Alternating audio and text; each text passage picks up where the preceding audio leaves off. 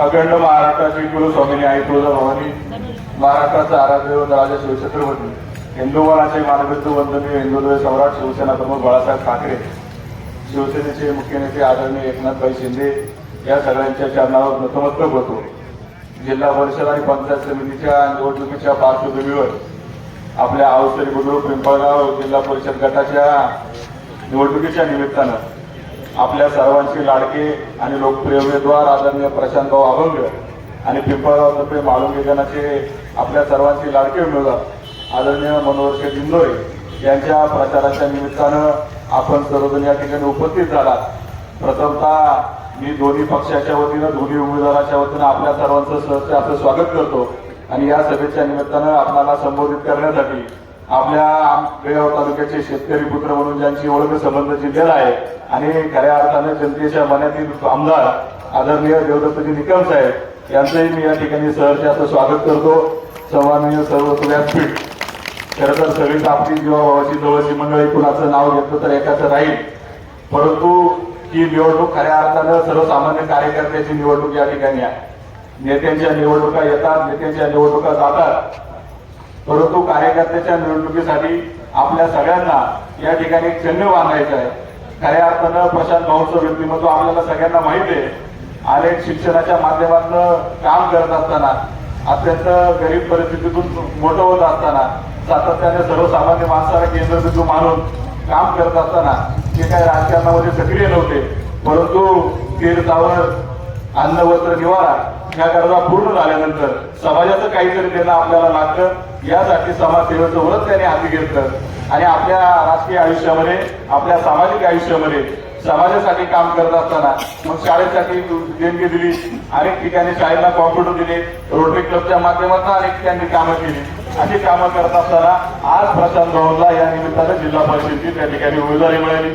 समाजासाठी काहीतरी चांगलं काम करायचं हा निर्णय त्यांनी केला।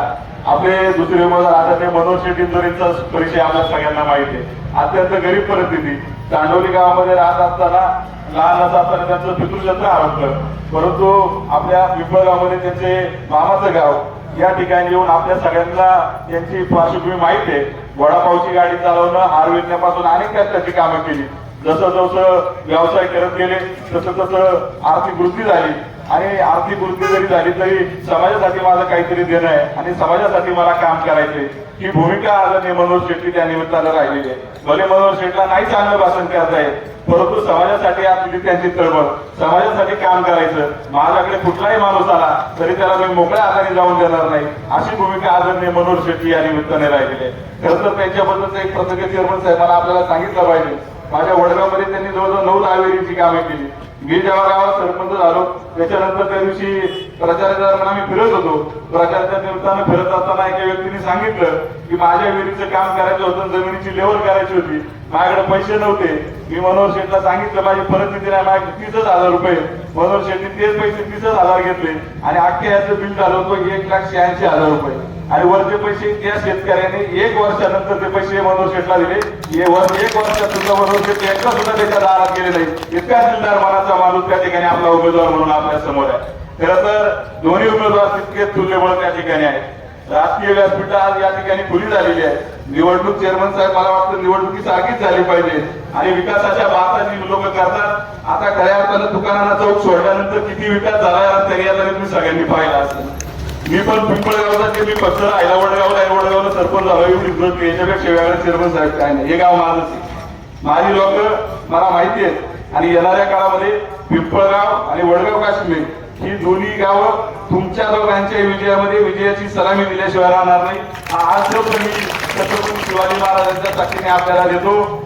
नजीकच्या काळात आणि पुढेच्या काळामध्ये शेवटच्या 2-4 दिवसात आपल्याला प्रलोभने दाखवली जातील, परंतु कुठल्याही प्रलोभनाला बळी न पडता आपल्याला सर्वसामान्य माणसातली आपली माणसं जी आपल्या सुखदुःखात सहभागी होतात, जे आपल्या अडचणींना उभे राहतात, वेळेला मतदार मागायला येतात म्हणून नाही, परंतु आपल्याला कधी अर्ध्या रात्रीला अडचण लागली तर ही माणसं आपल्यासाठी उभी राहणारी माणसं आहेत। म्हणून कुठल्याही प्रलोभनाला बळी न पडता येणाऱ्या 7 तारखेला तुतारी वाजवणारा माणूस आणि धनुष्यबाण या दोन्ही चिन्हासमोरचं बटन दाबून आदरणीय प्रशांत भाऊ अभंग असतील, आदरणीय मनोहर शेठ इंदोरे असतील यांना आपल्या सेवा करण्याची संधी द्या ही मी आपल्या सर्वांना विनंती करतो।